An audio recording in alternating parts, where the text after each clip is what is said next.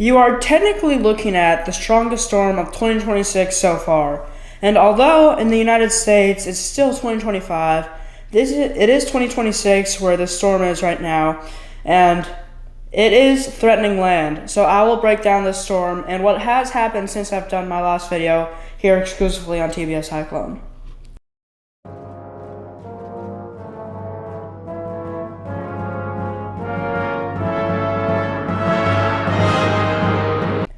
It's CBF Cyclone, Wednesday, December 31st, 2025. Just to quickly cover these other storms, Cyclone Haley was a 100 mile an hour storm that made landfall in Australia with 90 mile an hour winds.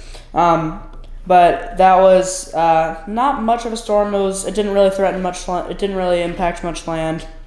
And then Cyclone 11S is currently a tropical storm equivalent storm without a name.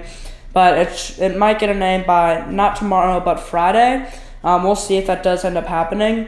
If that does get a name, it would get the name Iggy. Alright, Cyclone Grant. Alright, it's been forever since I've done my last video. I don't even think this storm was named since I did my last video. But here we are. I don't remember. What was my last video? Alright, here we are. This is my last video of 2025. It's December 31st after all. I don't know why we're so far back.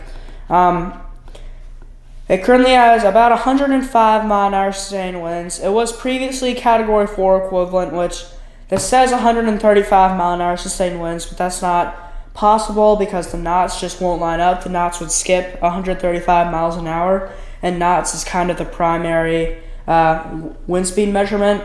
It's going to move north of Martis and Reunion, and then as we go closer to later in January, about January 5th, it might re-strengthen a little bit and threaten Madagascar. I will show you the forecast models in a moment, but it is going to weaken a lot over the next 24 hours, 24 to 48 hours, and then even beyond. But then it may re-strengthen.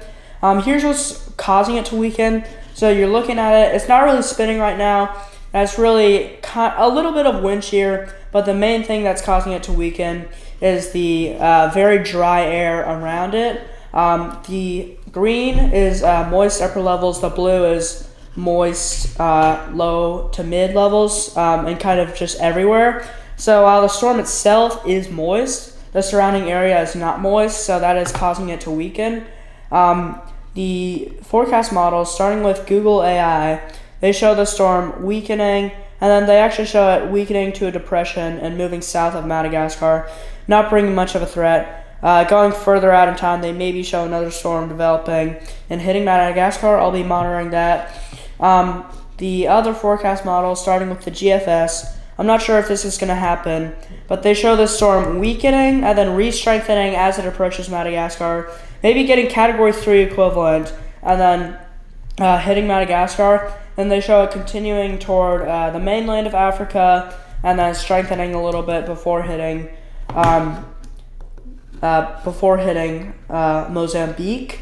So in the European forecast model, ending with that one, they show the storm. Hold on, let me go back all the way for you. They show the storm actually weakening and just not really redeveloping, but they do show this other storm developing and then going to the south and not doing much. So I'll be monitoring this very closely for Madagascar. That's it for today, guys. Thanks for watching and see ya.